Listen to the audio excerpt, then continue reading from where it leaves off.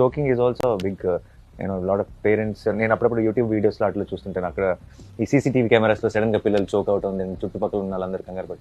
రుషిల్ గాడికి గొంతులో పాలు ఇరుక్కొని చోక్ అయిపోయి ఒక 1.5 minute ఊపిరాడుకోకుండా అయిపోయిన దాని గురించి మన ఇన్స్టా ఫ్యామిలీలో ఒక మెంబర్ అడిగారు. యాక్చువల్లీ నేను ఆ వీడియో 20K ఫాలోవర్స్ వచ్చినప్పుడు చేద్దాం అనుకున్నా, కానీ ఇప్పుడు అడిగారు కాబట్టి చేస్తున్నా. ఆ వీడియోస్ లో మీరు అబ్జర్వ్ చేశారో లేదో, నా చేతి మీద ఒక టాటూ ఉంటది. అదేంటో కాదు, డేట్ అన్నమాట.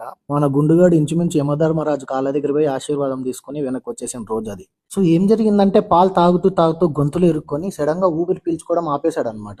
ఆ టైంలో హాస్పిటల్స్ కి ఎవరికి ఫోన్ చేసినా కూడా చాలా లేట్ అవుతుందని నేను అర్థం చేసుకున్నాను. వెంటనే నోట్లో నోరు పెట్టి గాలి గట్టిగా ఊపాను అనమాట. అలాగే రుషిల్ గారిని కూడా తలకిందలుగా పట్టుకొని కాళ్ళతో వీప్ మీద కొట్టి చూశాను, కానీ ఏం లాభం లేదు. తర్వాత యూట్యూబ్ ఓపెన్ చేయి అని తొందరగా యూట్యూబ్ ఓపెన్ చేసి వీడియో సెర్చ్ చేశాను అనమాట. ఫస్ట్ బేబీని ఇలా మెడకి సపోర్ట్ గా చేయబెట్టి బూర్ల పడుకోబెట్టి వీప్ మీద ఒక 4-5 సార్లు అలా కొట్టాలన్నమాట. అరిచేత్తో కొట్టిన ప్రతిసారి ఒకవేళ చెక్ చేసుకోండి టైం ఉంటే.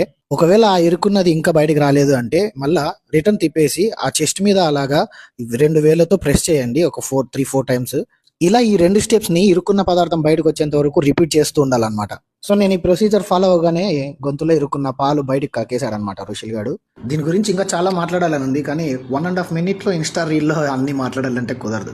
సో మీరు ఏం చేస్తారంటే, రుషిల్ యూట్యూబ్ ఛానల్ లింక్ ఉంటుంది నా డిస్క్రిప్షన్ లో, అక్కడ వెళ్ళి సబ్స్క్రైబ్ చేసుకోండి. ఛానల్ పేరు వచ్చి లైఫ్ విత్ రుషిల్. ఇలా మెడికల్ వీడియోస్ కానీ ఇంకా ఏవైనా యూజ్ అయ్యే చిన్నపిల్లల వీడియోస్ కానీ వ్లాగ్స్ కానీ ఇలా ఫుల్ లెంత్ వీడియోస్ నేను అక్కడ అప్లోడ్ చేస్తుంటా. సబ్స్క్రైబ్ చేసుకోండి.